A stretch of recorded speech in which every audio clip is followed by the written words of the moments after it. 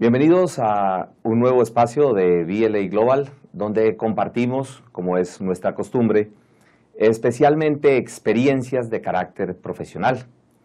En esta ocasión vamos a hablar de un tema que no podemos dejar a un lado y es el tema de la auditoría, que ha tenido también recientes cambios en los últimos años. Y para ello estamos contando con la presencia no solamente de un contador público de gran trayectoria, sino de una persona que ha trabajado con el tema de auditoría y de estándares internacionales desde hace un muy buen tiempo. Estamos hablando del doctor Walter Antepotes. Doctor Ante, bienvenido a este espacio. Muchas gracias, doctor Flores. Un placer estar aquí en su programa y en este trabajo que vienen desarrollando de una forma muy exitosa. Muchísimas gracias, doctor Ante. Quisiera que empezáramos por tomar el abordaje de tantos temas que tiene la auditoría, pero que al menos en esta ocasión pudiéramos compartir, dado también su especialidad, por decirlo de alguna manera, y su mayor difusión, como usted es conocido, por la parte de documentación. La revisoría fiscal, que se ve ahora inmersa en todo este proceso de cambios y que tiene que documentar todo su trabajo de auditoría basado en los estándares internacionales. ¿Qué es lo que tiene que hacer para que pueda esa documentación servirle a él, no solamente de respaldo para su trabajo, sino para que en el futuro, cuando ocurra cualquier suceso, pues él pueda, de carácter legal, presentar que realizó su trabajo de la manera adecuada e idónea? Yo creo que en ese aspecto no ha cambiado muchas cosas. Lo que tenemos que cambiar es de actitud.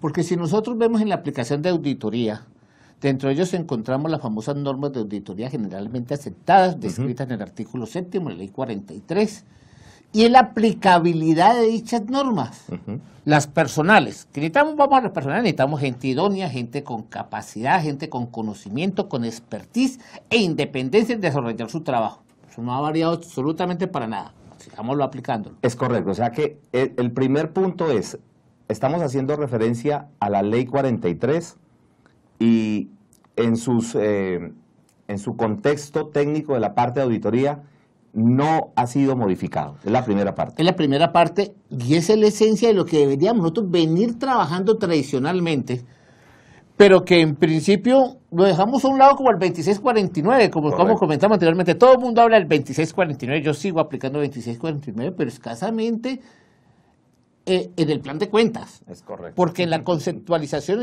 y en todo su contexto nunca lo aplicaron. Lo mismo pasa en la revisoría fiscal. Lo que hubo en cuanto a la realización de la evidencia documental de los papeles de trabajo, eso no modifica absolutamente para nada. Y la rendición de informes, las tres normas básicas de auditoría. Yo diría que esos son los cimientos que tenemos nosotros para nosotros poder seguir trabajando en nuestro proceso normal que debemos desarrollar en este trabajo que debemos de haber hecho. Además de los pronunciamientos del Consejo Técnico, del 2, del 4, 5, 6 y 7, que hablaron todos de normas de auditoría, de la revisoría fiscal, que fueron unos conceptos muy importantes, pronunciamientos que fueron interesantes, pero que se volvieron letra muerta. De alguna u otra manera, pareciera que nosotros como que cada cierta época, cada ciertos años, volvemos como a remover todo ese deber ser. Creemos que son cosas nuevas, obviamente hay cosas nuevas, no lo podemos negar, pero se nos olvida los fundamentos, la raíz, la esencia, como usted muy bien lo anotaba, lo que es los fundamentos.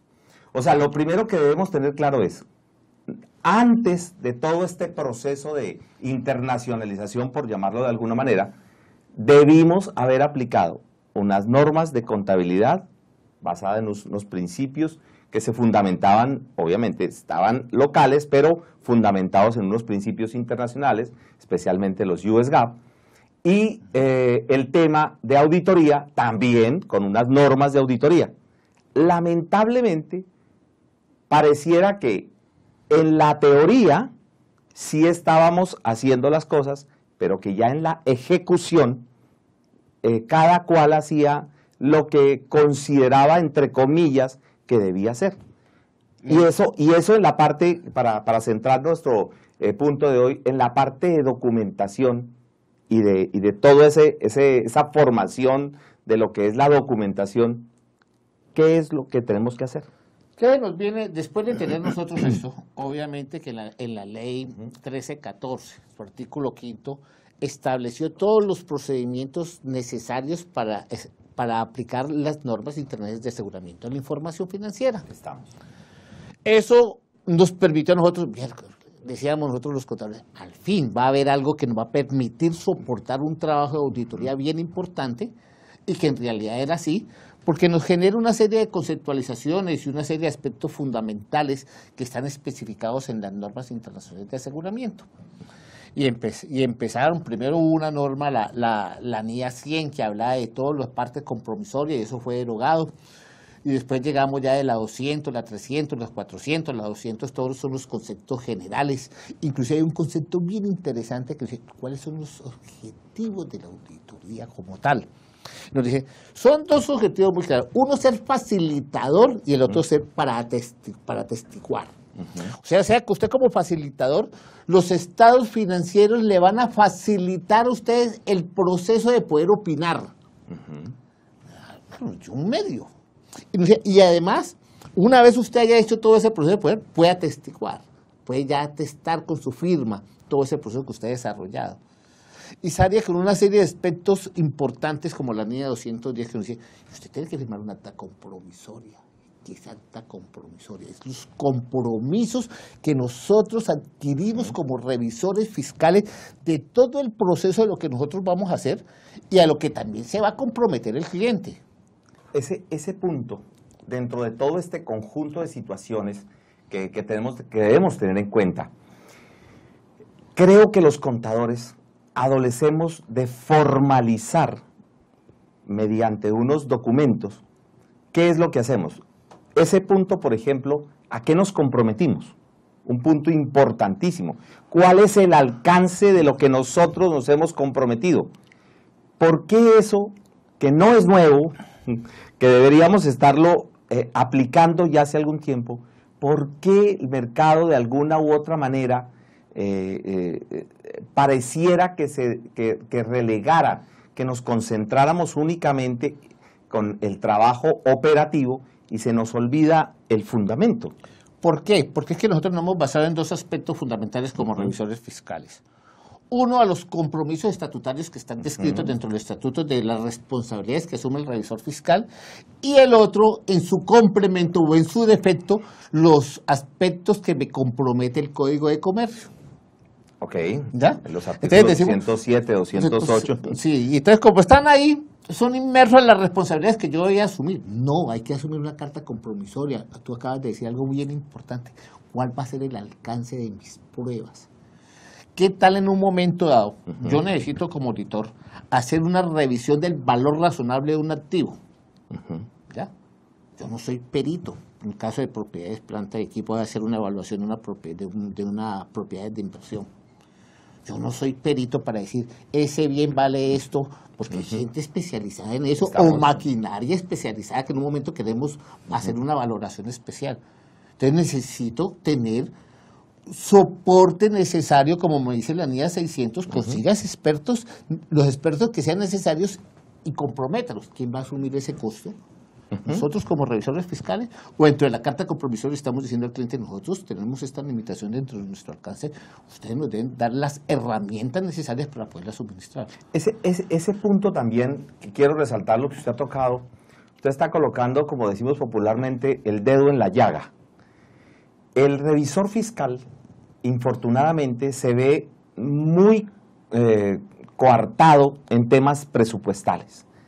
Se lo elige, se lo nombra, se le asigna una cantidad de responsabilidades, pero a la hora de poder cumplir con ellas, pues se ve también maniatado por temas presupuestales, porque usted acaba de decir, la consulta de unos expertos externos para poder que le digan a él como auditor como revisor fiscal, no el que le habló a la administración, sino a él para poder cotejar y poder decir, hombre, sí, esto está dentro de las delimitaciones.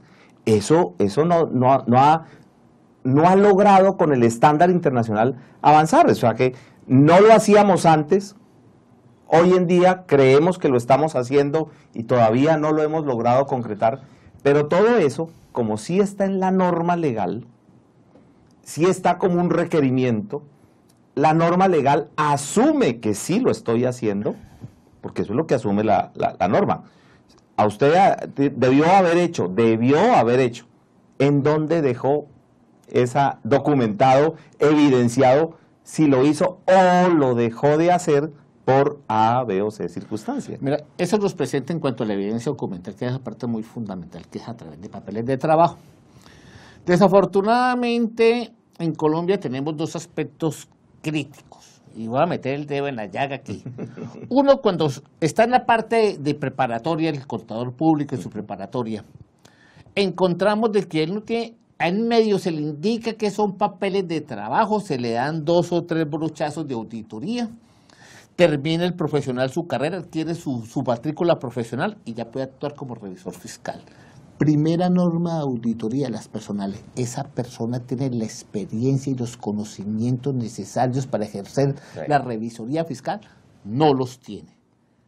Sí. Primero porque no tiene los conocimientos necesarios. Está apenas en proceso de formación. Y no tiene la expertise, pero de acuerdo con la ley 43, esa persona puede actuar en todos los aspectos de profesionales, incluyendo la revisoría fiscal. Ahí debería actuar el código de ética que le dice, si no estás preparado, no te sometas a esa carga. Sin embargo, ese código de ética, tanto el que teníamos en nuestra ley 43 como el que viene ahora con el decreto 0302 que fue incorporado en el decreto unificado, que es el 2420, ¿no? Pues también viene y dice, vuelve y nos dice lo mismo, pero en últimas se queda simplemente en una oratoria jurídica que no sabemos si hacia el futuro eso pueda tener efectos de carácter legal. No, es que lo va a tener. Y te lo digo, seguramente los va a tener porque en estos momentos la Junta Central de Contadores, soy testigo, está solicitándole a los revisores fiscales su evidencia documental a través de papeles de trabajo. El superintendente de sociedades fue muy claro en exigirle a los revisores fiscales papeles de trabajo. Entonces, aquí hay dos aspectos. Uno, nos metemos dentro de este proceso de cambiar nuestra actitud profesional y desarrollar un trabajo profesional como debe ser, o entramos a jurisdiccionar. ¿Ya? Sí, nos quedamos en el pasado, nos quedamos allá con los dinosaurios, o nos metemos en este nuevo proceso. Porque tenemos que entender que la responsabilidad de nosotros de dar fe pública como tal, la confianza pública, la hemos perdido. Tristemente la hemos perdido en todo este proceso de corrupción que se ha generado tanto del sector público como del sector privado, y viendo un programa hasta donde ha llegado la pérdida de valores, ¿ya? Que encontramos que revisores fiscales han terminado ya muertos. Sí, señor, en los procesos grandes de corrupción que se han generado en este país.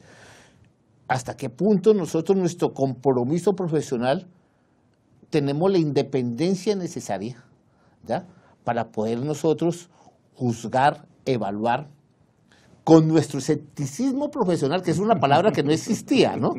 Que ya las niñas nos dicen, oiga, debe tener usted un escepticismo profesional frente al trabajo que usted está desarrollando, siempre.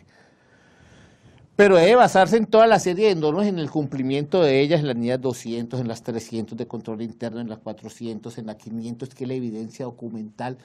Es más, yo diría que las normas internacionales de aseguramiento y de auditoría de información financiera nos están llevando de la mano a decir, desarrollen el trabajo de esta manera, teniendo presente una serie de conceptualizaciones que no estábamos desarrollando, que en principio era una teoría que medio conocíamos, pero que ya nos están diciendo, la tiene que aplicar, señores. Y usted acaba de mencionar también nuevamente otro aspecto importante, y es que habla precisamente cuando nosotros nos enfrentamos al trabajo de auditoría o a la función de la revisoría fiscal, donde tenemos que utilizar herramientas de auditoría para dar esa fe pública. Que nosotros empezamos a ejecutar unas labores dentro de la empresa, y esas labores tienen que estar de una u otra manera enfocadas, basadas, tiene riesgos la entidad. Yo hice una adecuada planeación para mirar cuál es el principal foco de riesgo de esta entidad, en dónde me concentro más, en dónde puedo ser un poquito más ligero, porque de pronto es donde menos probabilidad haya de circunstancias adversas. Pero ese trabajo que, vuelvo e insisto, que supuestamente deberíamos haber hecho, pero que el estándar ahora viene y lo amplía con mayor detalle, es el que nos trae con la primera parte que usted mencionaba. Termino mi carrera, no soy lo suficientemente experto, no tengo todavía todas las competencias, sin embargo, me enfrento a esta revisoría. Tú dijiste algo, la planeación, vamos a la NIA 300. Es un gran problema que tenemos nosotros los revisores fiscales, y estaba hablando en general. Hay un proyecto, ¿no?, en este momento de norma, si la memoria no me falla, hasta la fecha no ha sido sancionado, donde precisamente se le obliga por ley, modificando el Código del Comercio, a la planeación. Qué pena interrumpirlo. No, es más, es que ya está dado. No es que no claro, se supone que si yo aplico... Que está inmerso, ¿no? Si yo aplico todo lo del 0302 y aplico su complemento del 2420 y aplico todas las NIAs como debe ser, ahí está inmerso todo el proceso obligatorio de mi planeación, que además debe ser parte del acta compromisoria inicial del proceso. Ojo, que eso no se está haciendo. Porque si yo planeo de esa parte, mire, mi planeación del trabajo para todo este año en el cronograma de actividades es ¿ya? Y me baso en ese. Después viene el otro, que encontramos en la misma NIA 300, que es la 315, la evaluación de los análisis de riesgos. En el conocimiento estamos los contadores públicos en Colombia preparados y tenemos los conocimientos necesarios de conocer y aplicar la NIA 315 en una administración de riesgos basado en el COSO 3. ¿Ya? Es un poco de disciplina y un poco de lectura y un poco de conocimiento, un poco de expertise. Eso ya como en botica, lleva de todo. Usted acaba de mezclar que no solamente hay que tener en cuenta el estándar en su literalidad, sino que hay que complementarlo.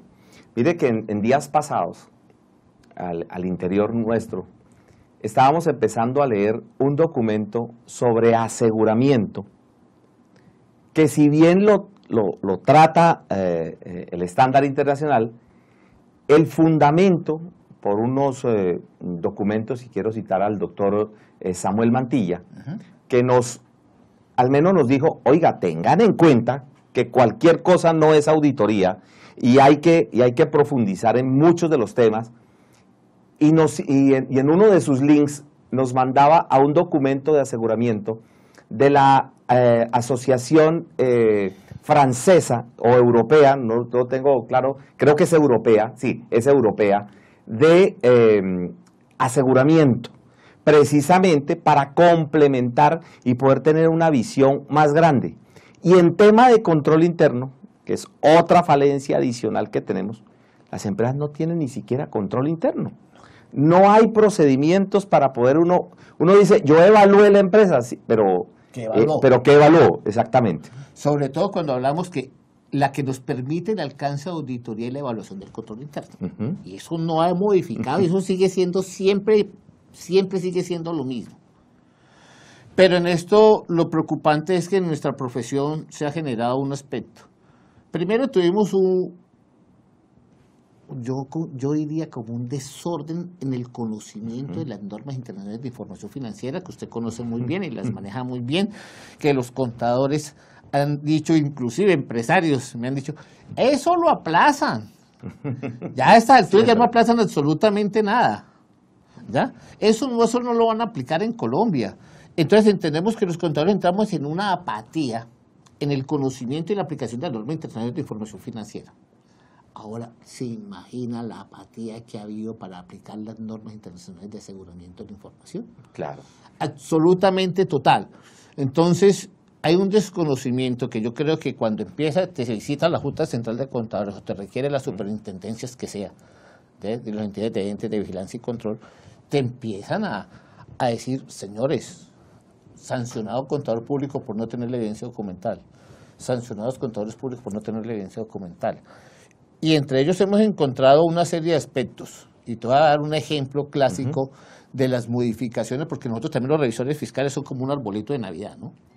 Todos los agentes de vigilancia y control nos quieren colgar una obligación nueva, ¿no? Eso sí, pues no te quepa la menor duda. Yo estoy muy vinculado con los equipos profesionales de fútbol, ¿ya?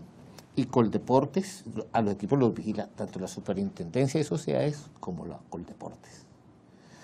Y han sacado una resolución, además, bien interesante, que nosotros no hemos caído en cuenta, que además, a través de la ley, de todo el estudio del CIPLAC que tenemos que hacer sobre los sistemas de información contra la financiación del lavado de activos y financiación del terrorismo, que modificó uno de los artículos del Código de Comercio que está obligado entre las funciones del revisor fiscal de ejercer esas funciones.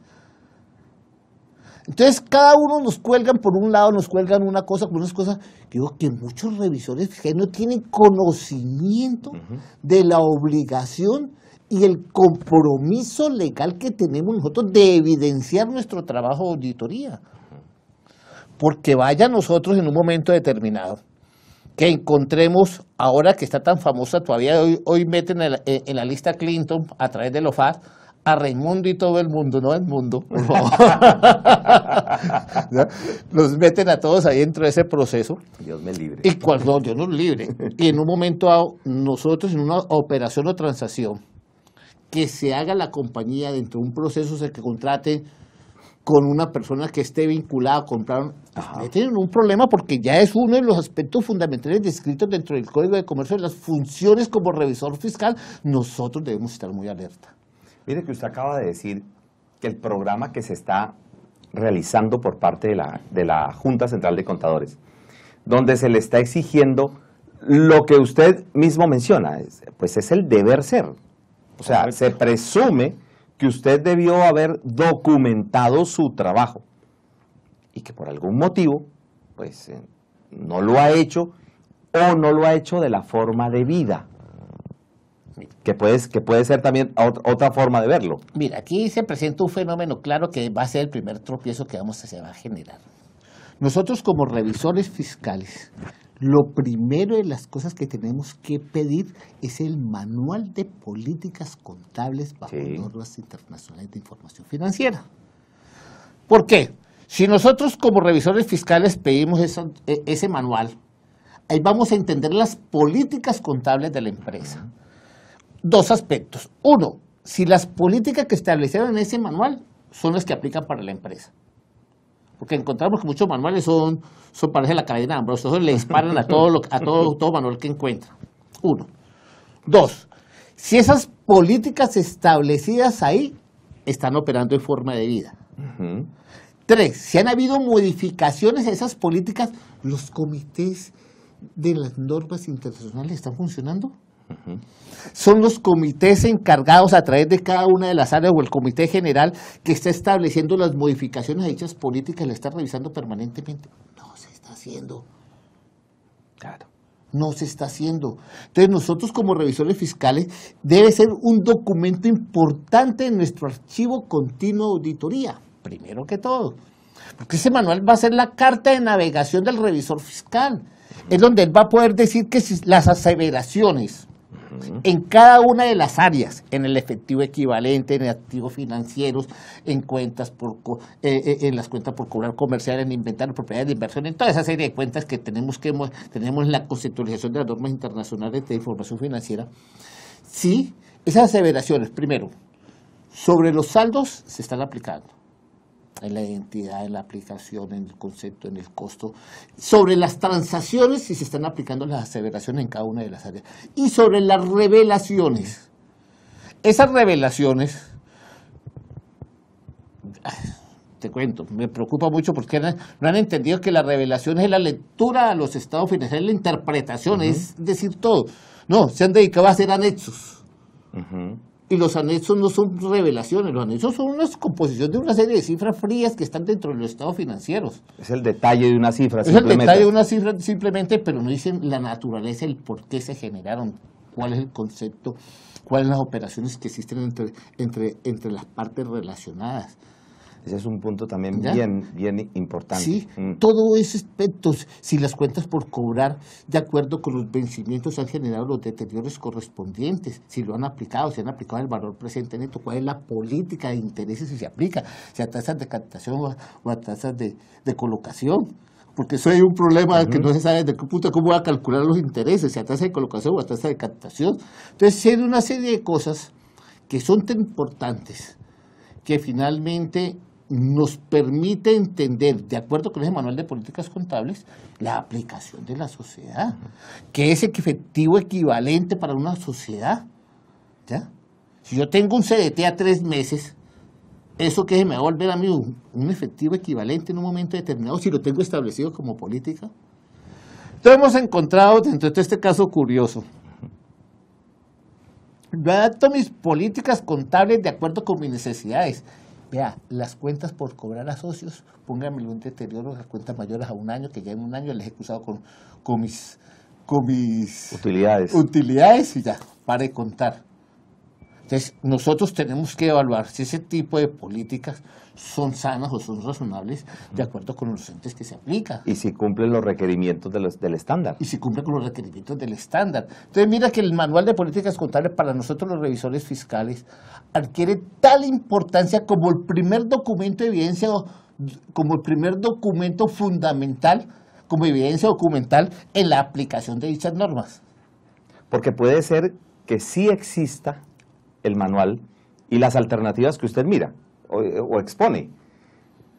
Está el manual, pero se está haciendo en la práctica algo que no dice el manual. Exactamente. O tengo el manual y tiene incluidas, llamémoslas excepciones, que no las contempla el estándar, por lo tanto ese manual va en contra de la intencionalidad del estándar y de la intencionalidad de los estados financieros. Fíjese que todo eso es lo que allí el revisor fiscal tiene que entrar a mirar si eso es lo que le exige la ley, porque usted mencionó en un inicio algo que no quiero dejar pasar, y es la pérdida de credibilidad. Por no hacer ese trabajo de esa manera, se ha perdido la credibilidad y eso utilizando el término del estándar, ha deteriorado la imagen del contador. Pero te estábamos hablando del tema específico de las políticas contables. Ahora hablemos del control interno. El segundo elemento importantísimo dentro de la empresa, que las empresas no tienen. O sea, no existe un manual de control interno. Si voy a encontrar dentro de las pymes, no encontrarás contadas con los dedos de la mano y encontrarás sobran dedos. ¿Ya? Para que las grandes, las multinacionales tienen un poco más juiciosas. Son más juiciosas en ese aspecto. No, simplemente el control interno se hace por ósmosis, se hace por costumbre. Por costumbre. Transmisión oral, así como los antiguos que llegaron hasta la historia de hoy. Esa parte nos permite a nosotros, en 2 aspectos. Nos dice, coja cuestionarios de control interno como norma auditoría y está contemplado en función entre las mías y haga una evaluación del control interno. Esos cuestionarios son muchas veces generales que no aplican para dicha empresa, hay que adaptarlos cada uno. Lógico. Y eso es un proceso que nosotros tenemos que evaluar dentro del costo de auditoría o de la revisoría fiscal, que tenemos que hacer unos nuevos estándares y que nos implica no disparar un cuestionario de control interno. Pero también tenemos un aspecto fundamental como una herramienta clave que son las pruebas de cumplimiento. Las pruebas de cumplimiento nos permiten a nosotros evaluar, y ojalá lo pudiéramos diagramar, flujogramar, para entender el proceso, porque eso nos daría a nosotros, flujogramarlo, un entendimiento claro de todo el proceso, no mirando desde el punto de vista de una cuenta, sino desde el punto de vista de que inicia una operación hasta que termina la misma. Ese proceso, esa evaluación de las pruebas de cumplimiento, me permite evaluar no solamente el control interno, sino también el flujo de la información. Claro. Porque es que nosotros tenemos dos problemas. Encontramos de que muchas empresas pueden tener unos movimientos, unos controles internos, pero encontramos que hacen un documento en original y 3 copias. Y dice, listo, y ese documento que no es el original va para tal lado, la tal copia para otra, una copia para acá, y una copia yo la guardo aquí porque no tengo ni idea, no sé para dónde va esa copia.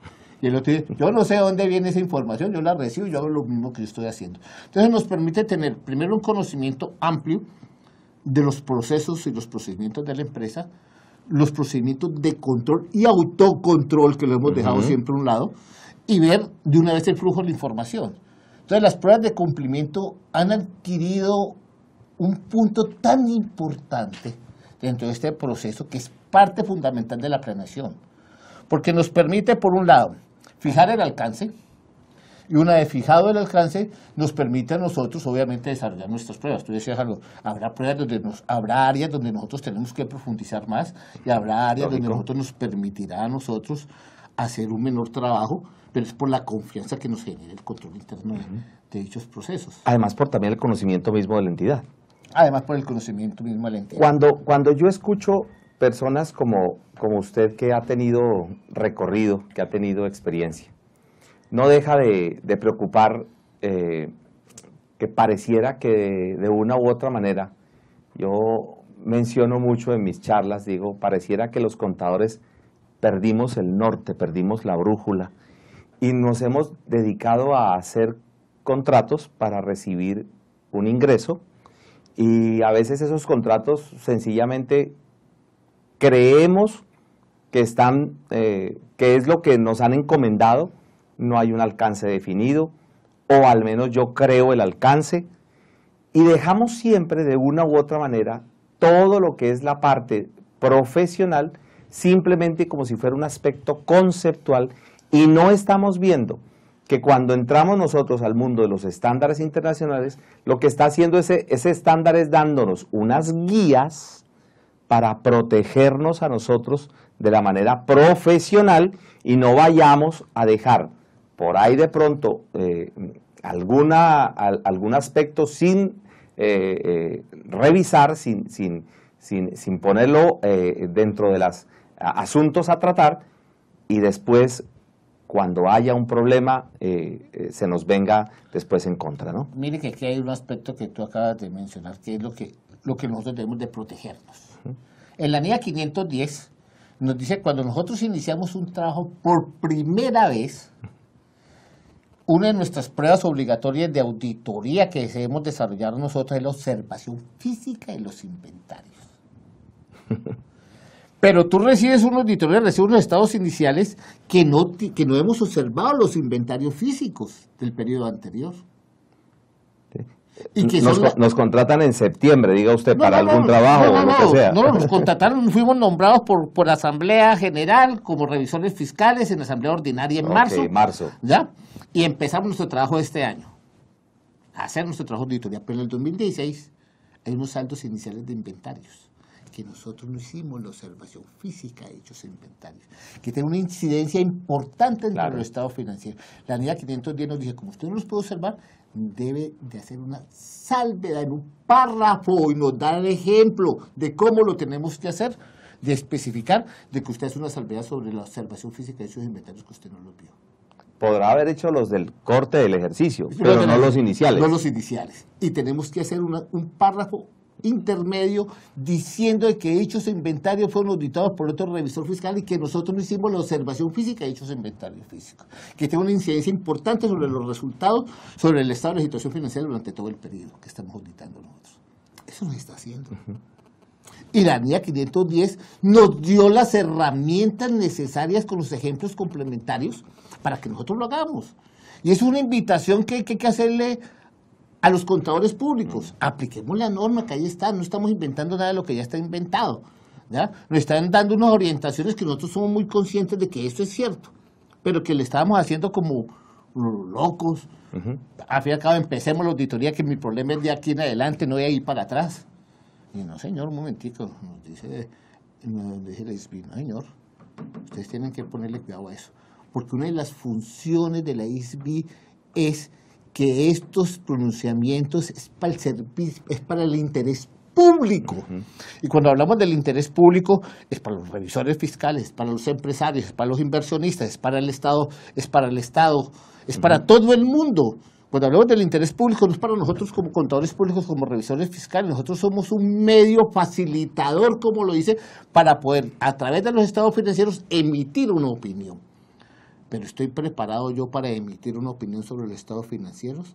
He hecho un trabajo y he concluido, porque es que uno de los problemas es, cuando yo elaboro papeles de trabajo, en cada una de las áreas debo de concluir. Y el resumen de cada conclusión es la opinión final que yo voy a dar. Es lo que presento al final. Sí, es lo que yo presento al final. Por eso yo no puedo concluir diciendo que los estados financieros, en mi opinión, presentan razonablemente la situación financiera y se ajustan no a los principios de contabilidad, sino a las políticas contables establecidas en el manual de la sociedad. Claro. ¿No? Doctor Ante, yo sé que el tema es bastante prolongado. Sabemos que esto no se puede resolver en una sola charla, donde nosotros pretendemos, al menos a través de este espacio, es sensibilizar y, como usted muy bien lo ha explicado, lograr tratar de entender, que la gente logre entender que el estándar en últimas, especialmente el que estamos hablando, que es el de auditoría, busca es proteger la actividad del auditor. Y como protección, pues obviamente pues hace todo el desarrollo de esas actividades, buscando decir, cuando se enfrente a estos eventos, realice este tipo de labores. Nosotros queremos agradecerle la participación que ha tenido en esta ocasión, que esperamos nos siga acompañando en un espacio de estos, brindándonos toda la experticia que usted de una u otra manera ya ha adquirido al cabo de su ejercicio profesional de muchos años, y que pues a todas las generaciones que nos escuchan, especialmente nosotros tenemos una audiencia de un público muy joven que está preparándose, que busca prepararse, que busca mirar qué es lo que debe hacer, y que pues ni más faltaba pues contar o estar de la mano de alguien que como usted nos puede apoyar en esa parte. Sí, yo quiero invitar realmente a los contadores públicos que entendamos la responsabilidad que asumimos nosotros como revisores fiscales. Yo quiero que entendamos que tenemos que dejar una evidencia documental para no tener dolores de cabeza posteriormente grandes con los entes de vigilancia y control, entre comillas, digo yo, porque es que nuestra responsabilidad no es por darle cumplimiento a lo que nos digan los entes de vigilancia y control, es por darle cumplimiento a nuestro compromiso profesional que hemos adquirido desde el momento que asumimos una revisoría fiscal, al momento que asumimos una auditoría externa, el momento que asumimos esa serie de compromisos profesionales. ¿Ya? Es ahí donde nosotros tenemos que entrar a entender y a leer y a comprometernos dentro de esta nueva normatividad contable, porque esto no es un juego, esto es un compromiso real que está teniendo un efecto importante dentro de la economía colombiana, dentro de la economía mundial.